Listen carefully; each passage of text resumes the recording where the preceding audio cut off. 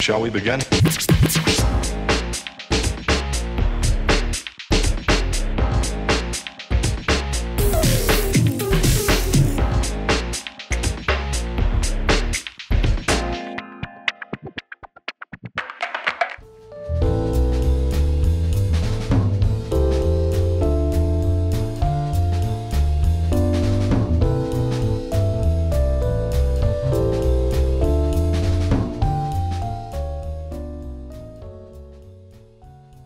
Je crois que j'avais 6 ans et demi. C'était à cause de ma sœur qui, à l'époque, était un peu trop gâtée. Ma grande sœur, elle va pas aimer quand je dis ça, mais elle avait, avant qu'il y ait les deux petites sœurs qui soient nées, moi j'étais le plus jeune. Et à ce moment-là, elle essayait quand même pas mal de sport. Et elle s'est dit, je vais essayer le hockey. Et puis avec mon grand frère, nous on s'est dit, nous aussi, forcément. Et les moyens du bord ont fait que nous on est parti faire une petite séance de patinage. Et dès les premières secondes, en fait, on n'a jamais touché la balustrade. On a commencé à faire la course et puis à essayer de s'attraper. Et il y a eu un coach qui était coach séance patinage artistique, hockey, qui a dit à un moment, ce serait bien de venir un mardi pour essayer. Puis on est revenu l'autre mardi, puis on était juste nous, tous les deux, sur la glace à faire des exercices de patinage artistique bizarres. Et nous, on s'amusait avec mon frère forcément. Et puis après ça, il a dit à ma mère, il l'a conseillé de nous mettre au hockey sur glace. Et depuis, j'ai continué à jouer. C'était à Montpellier. Bon, à l'époque, à 6 ans et demi, c'était que j'avais pas à courir. Je patinais, donc et puis surtout c'était un peu différent. J'avais les cheveux longs et tout. Du coup, j'aimais les choses différentes. Du coup, le hockey, c'était un sport que personne ne connaissait en France. Du coup, quand j'arrivais à l'école et que tu fais du hockey, on te demandait qu'est-ce que c'était. Moi, c'était vraiment différent. Et puis maintenant, ça a été la compétition. Le fait, j'aurais pu l'avoir dans n'importe quel sport, mais celui-là, ça a accroché. Le fait qu'à chaque changement, s'il y a quelque chose qui se passe, en bien ou en mal, moi, le fait de devoir te relever à chaque fois, compétition. Bon, après, marquer des buts, c'est pas non plus c'est pas embêtant, on va dire ça comme ça. Donc, mais je pense que la compétition, ça a été le caractéristique le plus gros qui m'a accroché en fait. Non, on m'a posé ça, là maintenant depuis que je joue aux États-Unis, on m'a posé ça plusieurs fois. Et en fait, non, quand j'ai commencé, moi c'était mon grand frère. Moi, lui, quand tu as ton grand frère, direct, tu veux faire exactement comme lui. Du coup, tout ce qu'il faisait, moi je voulais le faire. Et puis ça a été lui que je le regardais à l'entraînement et puis on s'entraînait toujours ensemble. Du coup, dès qu'il faisait un geste sur moi, moi j'essayais de le refaire sur lui. Et ça a été plus ou moins, c'était plus ou moins été mon grand frère. Ouais. À 21 ans, quand je suis parti de la France, peut-être, honnêtement. Avant ça, j'ai toujours eu une maman c'est l'école. L'école d'abord et le hockey en deuxième, parce que tu peux te casser le genou. C'est ce qu'elle me disait à chaque fois. Si tu te casses le genou demain, tu fais quoi? Voilà, donc du coup, j'ai continué l'école. Et puis, en évoluant en France, forcément, on fait te rabâcher que tu ne pourras pas. Tous les professeurs, toutes les années, on m'a dit, ouais, on le fait redoubler, même si j'avais la moyenne, au-dessus de la moyenne, on va le faire redoubler parce qu'il joue au hockey. Donc comme ça, au moins l'année prochaine, en arrêtant le hockey, il fera une année incroyable. Carrément stupide, mais c'était... du coup, moi, toute mon enfance, ça a été le hockey. C'était vraiment juste une passion. À aucun moment, c'est devenu un métier. Bon, c'est toujours pas un métier, hein, mais du coup, le fait d'arrêter le hockey, d'arrêter l'école à 21 ans pour partir aux États-Unis, c'est là où je me suis dit, bon, hop.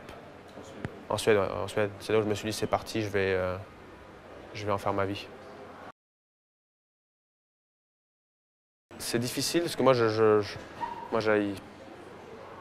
le vois pas, j'ai jamais rêvé de la NHL. J'ai jamais rêvé d'aller en élite en Suède. Je me suis toujours dit, voilà, il faut que je fasse ça l'année prochaine pour arriver à aider l'équipe dans ce sens-là. Et du coup, mon prochain objectif, c'est vraiment de réussir à évoluer dans l'équipe où je suis à Philadelphie pour être un joueur plus important, pour être un joueur où on va le mettre sur la glace et puis, allez, fais-moi un bon shit, plus dans ce sens où tu as un rôle plus important dans l'équipe.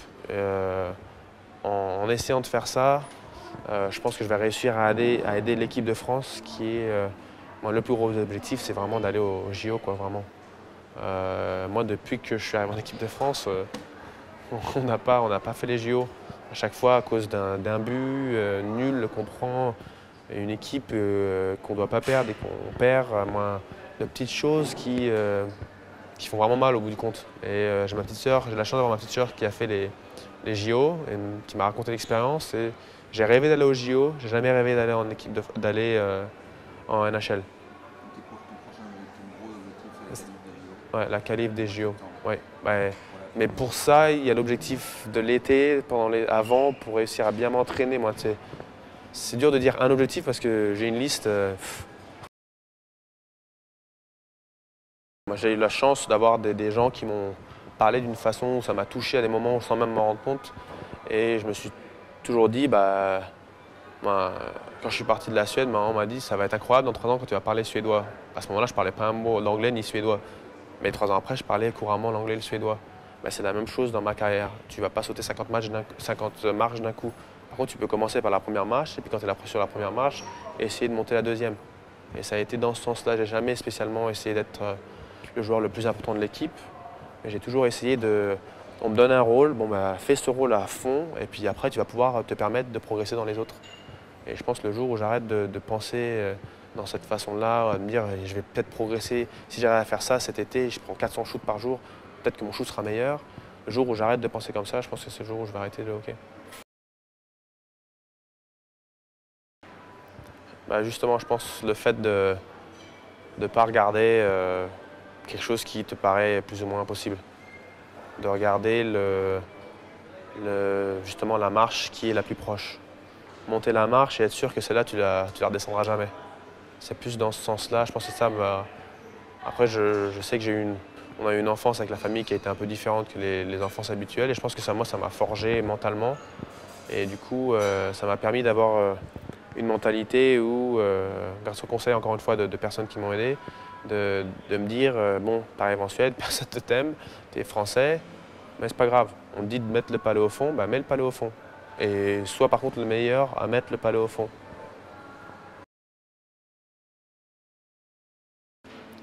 La famille, c'est très très simple.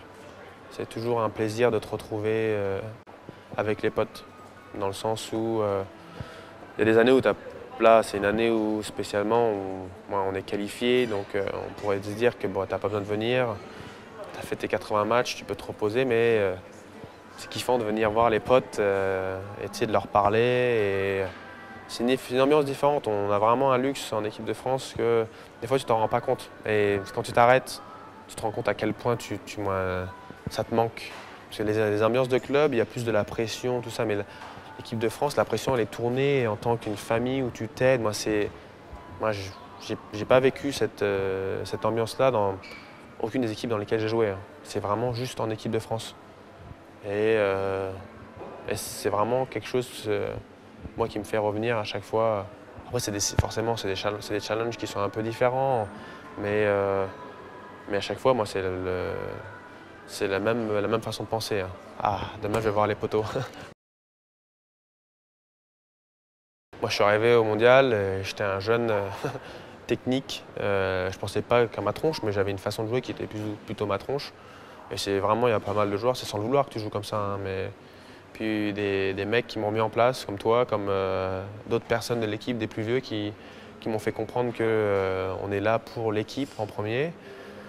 Et en perdant des caractères, justement, moi je me rends compte que c'est vraiment une valeur qu'il ne faut pas qu'on perde.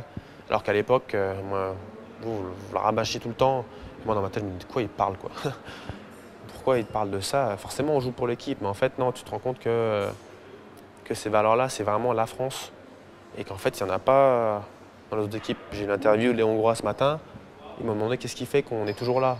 Et moi, ça a été justement, c'est notre cœur.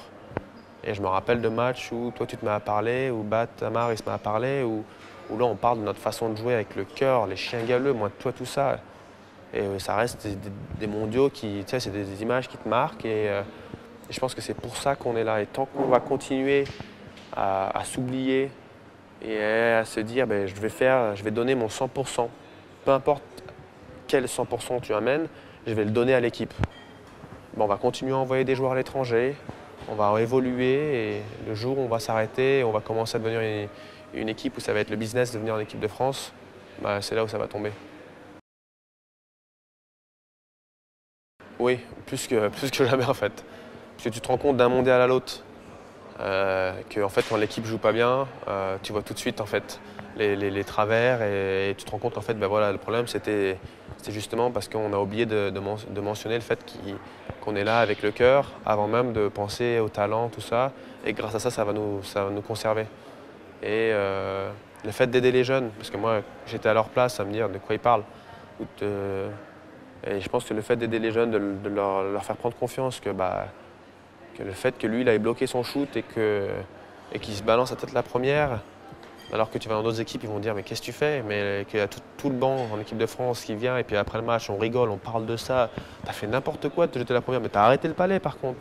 Tu vois, c'est ces notions-là qui font qui sont le plus importantes. Et c'est ça, on essaye avec, vu que je deviens plus vieux, ben on essaye de faire passer ça, de faire comprendre que peut-être dans ton club tu joues d'une façon, et peut-être que tu es là ça dans ton club, mais en équipe de France, il faut un peu que tu oublies la façon dont tu joues et que tu acceptes la façon du coach.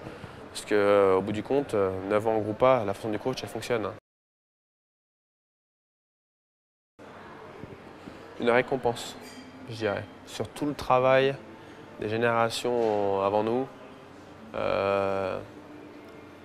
Le fait qu'on a réussi à se maintenir depuis 9 ans, on a réussi à faire des exploits, on ne va pas les appeler des miracles, contre des nations où on n'aurait pas dû les faire, et quelque part une motivation de travail pour les générations qui vont arriver.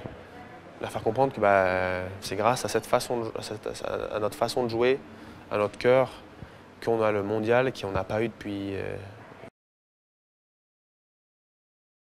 Exactement. Je me rappelle les premiers mondiaux, avant je ne sais plus contre qui on jouait, mais on ne se retrouvait pas à jouer des nations qui sont proches de nous. La Norvège, tout ça, mais on a planté une graine, on a planté des graines il y a longtemps et maintenant elles ont évolué et grâce à ça, l'IAHF d'un seul coup nous parle, nous accepte le mondial. Cette année on fait un mondial et les 5 premiers matchs on fait que nous parler c'est dommage qu'on ne fasse pas les quarts de finale, alors qu'il y a quelques années de ça, la France s'est maintenue. Tu vois. Donc tu te rends compte de l'évolution, du regard des autres nations. Et dans l'amour récompense, il y a le respect que tu reçois des autres nations plus basses et plus hautes que toi. Je repars aux États-Unis. Là, les mecs sont au courant du mondial qu'on a fait, que c'était pas si mal, qu'on avait tout ça, c'est toute une boucle, c'est tout ensemble et c'est vraiment une belle récompense. Oui, parce que comme je l'ai dit, on a fait des miracles, il y a eu des exploits de faits et maintenant on a beaucoup plus de joueurs qui jouent dans des grandes ligues et tu te rends compte à quel point le public peut t'aider sur des matchs qui sont difficiles. Tu peux te retrouver à avoir une équipe qui a l'impression qu'ils ne savent plus jouer au hockey et ça met un but, le public se met à crier et d'un seul coup ça met 2, 3 et c'est revenu dans le match. Les scénarios, c'est du sport, c'est pour ça que les gens viennent voir le sport. Le hockey, c'est le sport le plus rapide, le sport d'équipe le plus rapide au monde. C'est un sport où il n'y a pas une minute où il ne se passe rien. Et mine de rien, en France, on est quand même chauvin, du coup on est derrière nos maillots. Et nous, on est une équipe de France qui joue avec le cœur. Nos joueurs vont chanter la Marseillaise, ils auront le maillot trempé à la fin. Et que ce soit déjà les supporters de hockey ou les supporters qui n'ont jamais vu le hockey, ça va être important qu'on ait tout le monde derrière nous. Parce que c'est une échéance qui n'est pas facile. Un quart de finale, on l'a fait une fois ou 2 fois en 30 ans. On est une petite nation qui évolue tous les ans. Mais le fait d'avoir le mondial chez nous et d'avoir nos supporters derrière va justement montrer au monde que la France, en fait, c'est en train d'évoluer au niveau hockey et qu'il va falloir les compter dedans. Ça parle à tout le monde. Moi, on m'en a parlé aux États-Unis. Ils ont trouvé ça marrant, le fait qu'on mette les Gaulois en tant que mascotte. Alors que normalement, tout le monde va prendre un animal par-ci, un animal par-là. Nous, on va prendre quelque chose qui... Donc oui, non, c'est vraiment symbolique. Du coup, c'est bien. C'est bien, c'est de bon augure, on va dire ça comme ça. Rendez-vous à Paris, ensemble pour 2017.